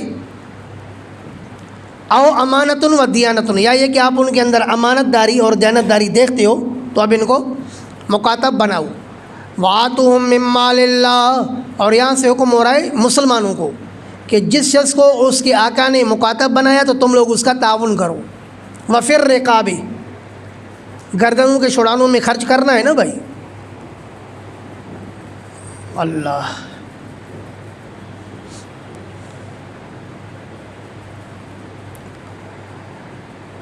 وَآتُوهُم مِّن مَّالِ اللَّهِ، اور دے دو ان کو اللہ کے اس مال میں سے الذی آتاکم جو اللہ نے تمہیں دیا. وَلَا تُکرِہُوا فَتَيَاتِکُم، اور مت جبر کرو اپنی باندیوں پر علی البغاء زنا پر. ان اردنا تحصنا، اگر وہ ارادہ کرتی ہیں زنا سے بچنے کا. تو اسے کیا سمجھ میں آیا کہ اگر وہ خود زنا کا ارادہ کرتی ہیں تو پھر بھل جبر کرو.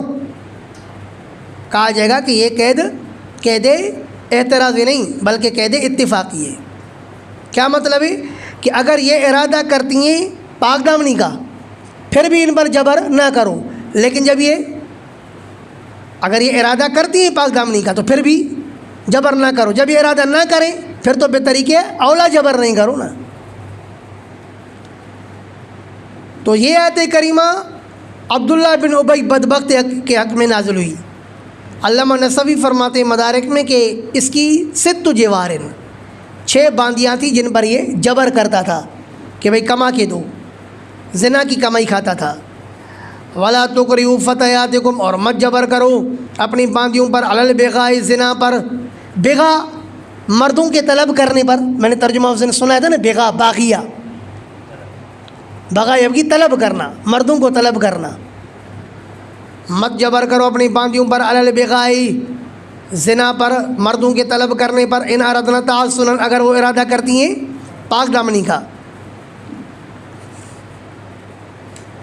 لتبتغوا عرض الحیات الدنیا، تاکہ تم طلب کرو دنیا والے سامان کو.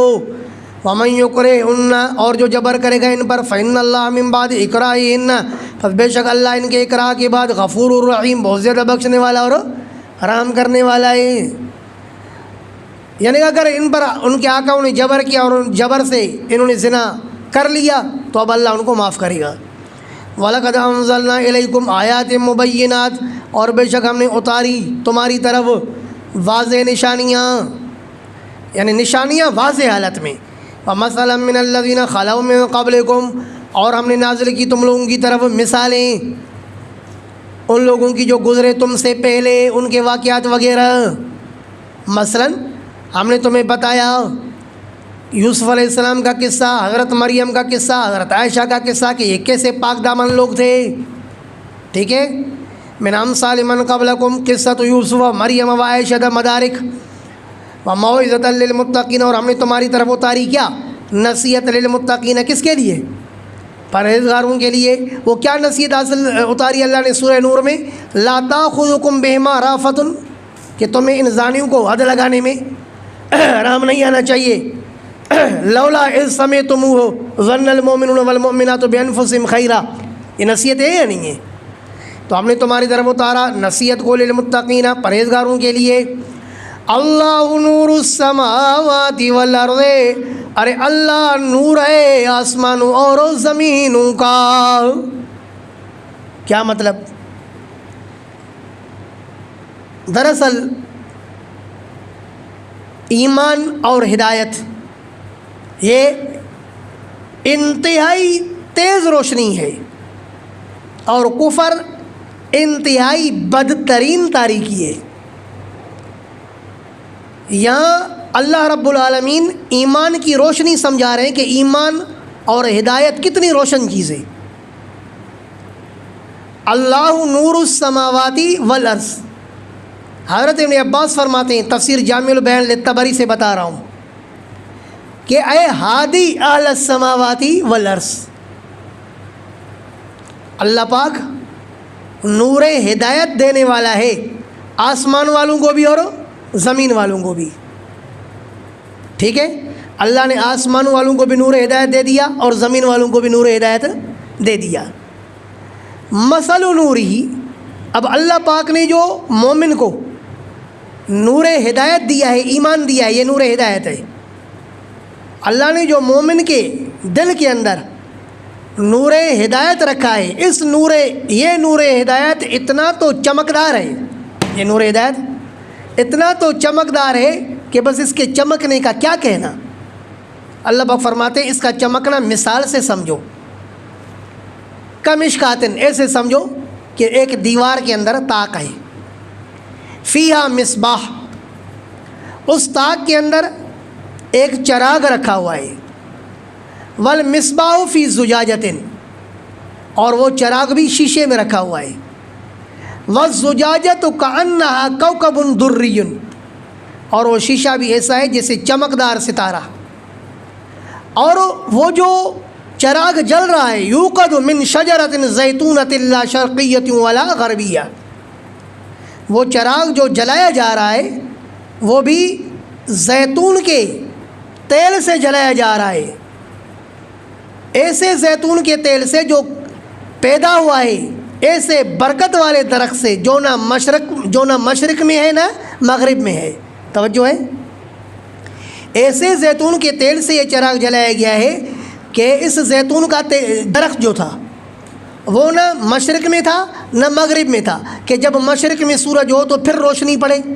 مغرب میں سورج چلا جائے تو اب روشنی نہ پڑے، ایسے نہیں تھا، مغرب میں بھی نہیں تھا کہ صرف مغرب میں سورج ہو تو اب اس کے اوپر روشنی پڑے، مشرق میں ہو تو نہ پڑے، ایسے بھی نہیں تھا، بلکہ یہ نہ مشرق میں تھا نہ مغرب میں تھا، ہر حال میں اس کے اوپر سورج کی روشنی مسلسل پڑتی رہتی تھی۔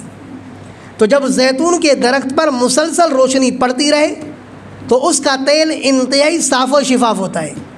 اللہ پاک فرماتے اتنا تو صاف و شفاف تیل سے یہ چراغ جلایا جا رہا ہے کہ یہ صاف و شفاف تیل ایسا ہے کہ خود ہی چمک رہا ہے، بھل اس کو آگ نہیں لگاؤ، لیکن جب آپ نے اس کو آگ لگا دی نا اس صاف و شفاف تیل کو، نور علی نور، آگ سے مل گئی تو اور چمک اٹھی۔ اللہ نے فرمایا کہ یہ جو میں نے مومن کو نور ایمانی عطا فرمایا ہے نا، یہ ایسے سمجھو کہ زیتون کے تیل کی طرح ہے جو پہلے سے ہی صاف ہے، چمک رہا ہے، اور پھر اس میں مزید جو آپ نے آگ لگائی تو چمک پر چمک، نور علی نور۔ تو مومن کو دی ہوئی ہدایت اور نور ایمانی چمک رہا ہے، جبکہ کافروں کا حال کیا ہے؟ اعمالہم کا ظلمات فی بحر اللجی یغشا موج من فوقہ سحاب۔ سمجھ گئے ہو بات یا نہیں؟ پکی بات ہے یا دوبارہ اس کی تشریح کی ضرورت ہے؟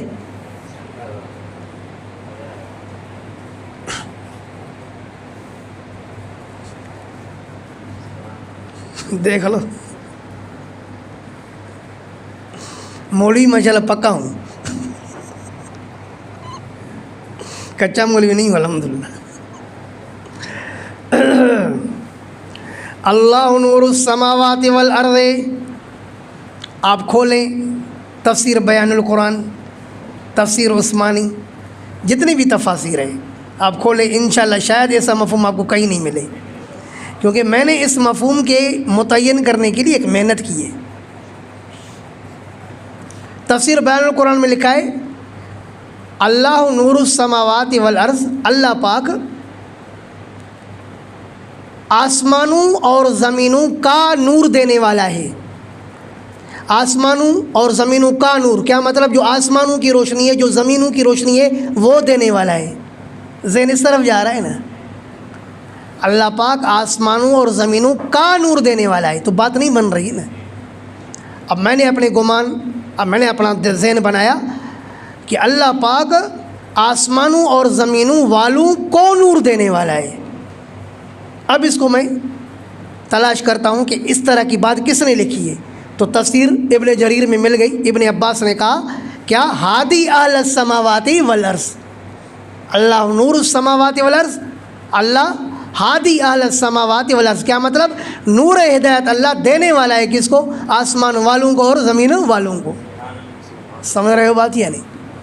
اب دیکھو، اللہ نور السماوات والارض، اللہ پاک وہ نور ہے آسمانوں کا اور زمین کا، مثل نوری، اس کے نور کی مثال یعنی نور ہدایت کی مثال جو اللہ نے مومن کو عطا فرمایا، کمشکاتن، اس طاق کی طرح ہے، فیہا مصباح، جس میں چراغ رکھا ہو، المصباح فی زجاجہ، اور وہ چراغ رکھا ہو شیشے میں، الزجاجۃ کأنہا کوکب دری یوقد من شجرۃ مبارکۃ زیتونۃ لا شرقیۃ ولا غربیہ، اور شیشہ بھی وہ ایسا ہے گویا کہ وہ چمکدار ستارہ ہے، یوقد جو جلایا جا رہا ہے، من شجرتن درخت سے. ارے وہ جو چراغ جلتا ہے درخت سے جلتا ہے یا درخت کے تیل سے جلتا ہے؟ من زیت شجرتن مبارکتن. تو شجرتن سے پہلے مضاف ہے کیا؟ من زیت شجرتن. تفسیر معالم التنزیل. یوقد جلایا جاتا ہے کس سے؟ من شجرتن مبارکتن زیتونتن. زیتون کے بابرکت درخت کے تیل سے. لا شرقیت ولا غربیہ.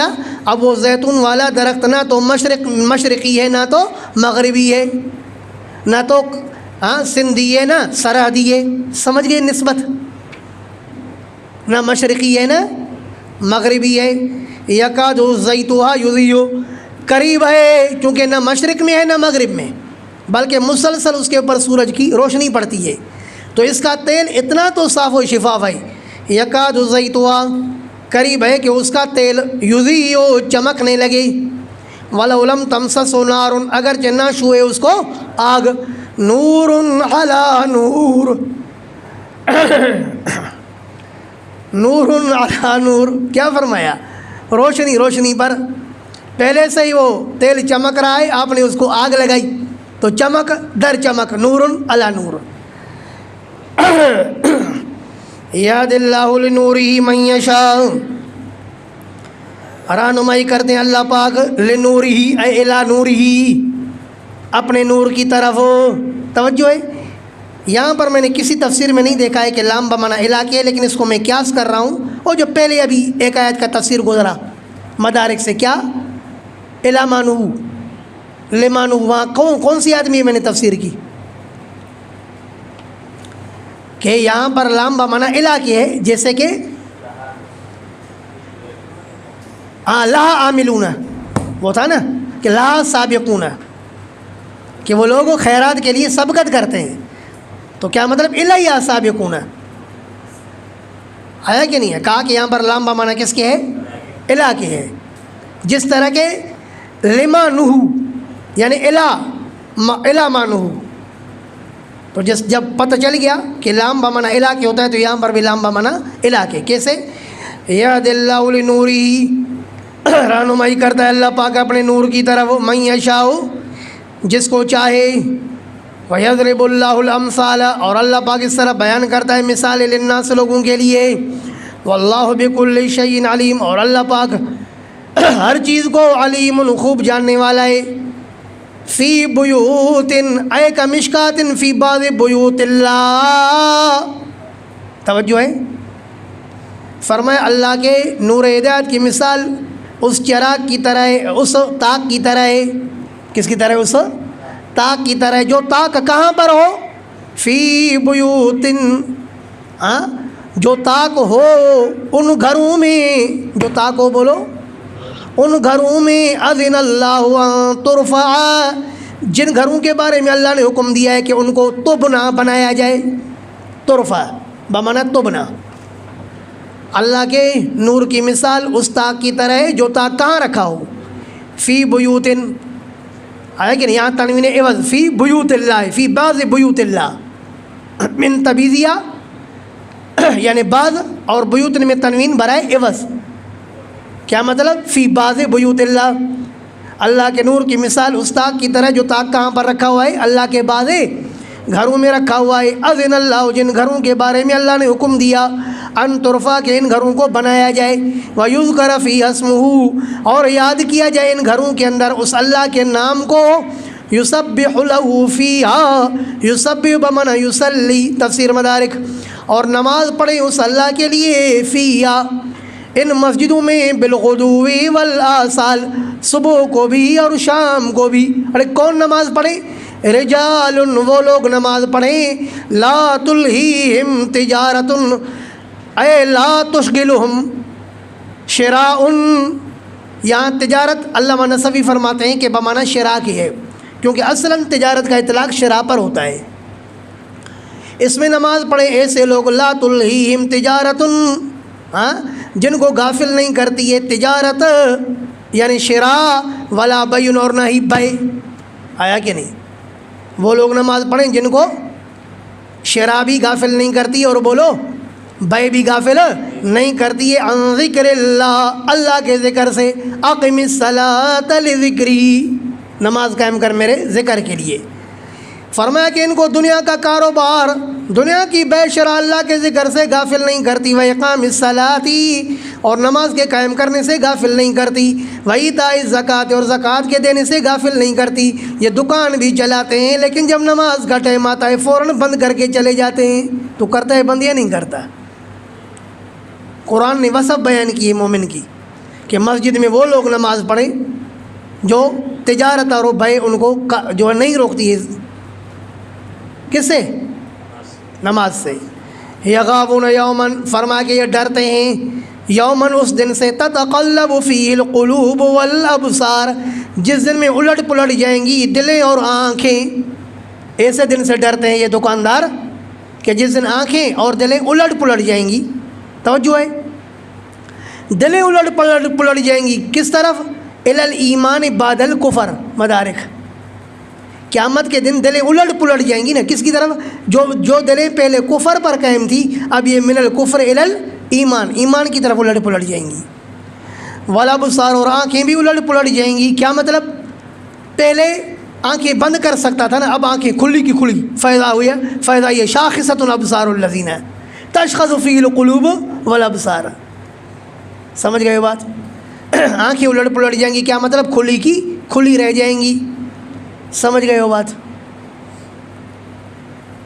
تو فی بیوت اذن اللہ ان ترفع کا مفہوم پورا سمجھ میں آ چکا۔ اب اگلی بات سنو۔ انٹرنیٹ پر ایک رافضی بدبخت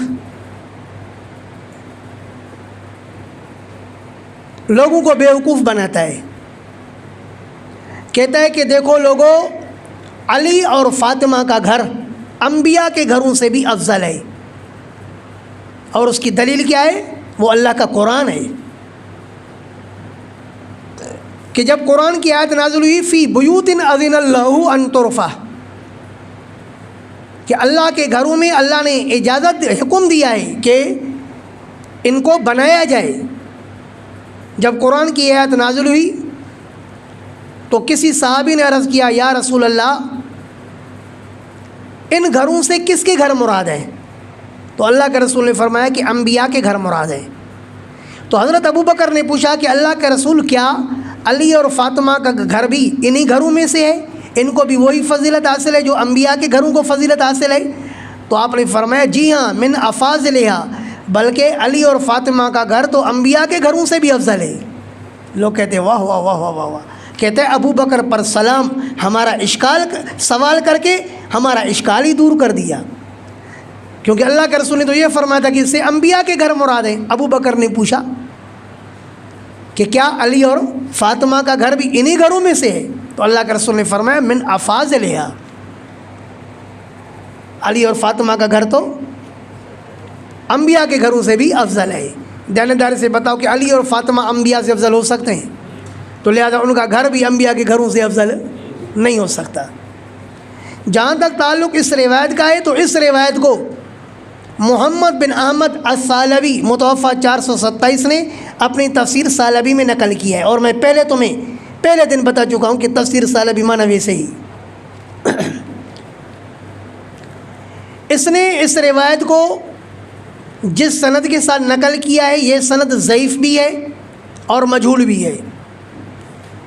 اس روایت کی سند میں ایک راوی ہے منذر بن محمد القابوسی۔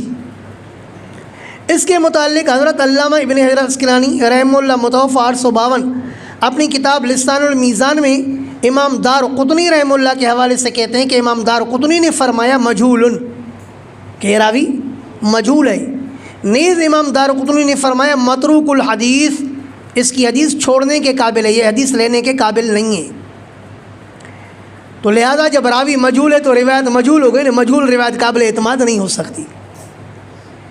نیز اسی سند میں ایک دوسرا راوی ہے ابان بن تغلب۔ علامہ خیر الدین زرکلی رحمہ اللہ متوفہ 1396 اپنی کتاب العالم للزرکلی میں فرماتے ہیں من غلات شیعہ، کہ یہ ابان بن تغلب یہ گالی شیعوں میں سے تھے، اور گالی شیعہ کی روایت محدثین کے تصریح کے مطابق اہل سنت کے ہاں قابل قبول نہیں ہوتی۔ غالی شیعہ اور رافضی ایک ہے، والأصح أنه لا تقبل روایت الرافضہ۔ حضرت علامہ سیوطی رحمہ اللہ تدریب الراوی میں فرماتے ہیں کہ رافضی کی روایت قبول نہیں ہے۔ بات سمجھ میں آ چکی ہے؟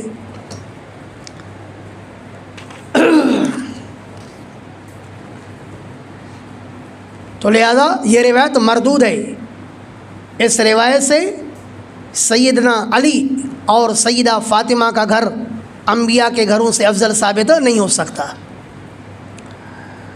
لیجزیہم اللہ احسن ما عملوا، فرمائیے ڈرتے ہیں اس دن سے جس دن میں آنکھیں اور دلیں الٹ پلٹ جائیں گی۔ اب یہ دن کیوں آئے گا؟ فرمایا لیجزیہم اللہ، تاکہ بدلہ دے ان کو اللہ احسن ما عملوا، ان کے عمل کا خوبصورت بدلہ، ویزیدہم من فضلہ، اور بڑھائے ان کو اللہ پاک اپنے فضل سے، واللہ یرزق من یشاء بغیر حساب، اور اللہ پاک رزق دیتا ہے جس کو چاہے بغیر حساب کی۔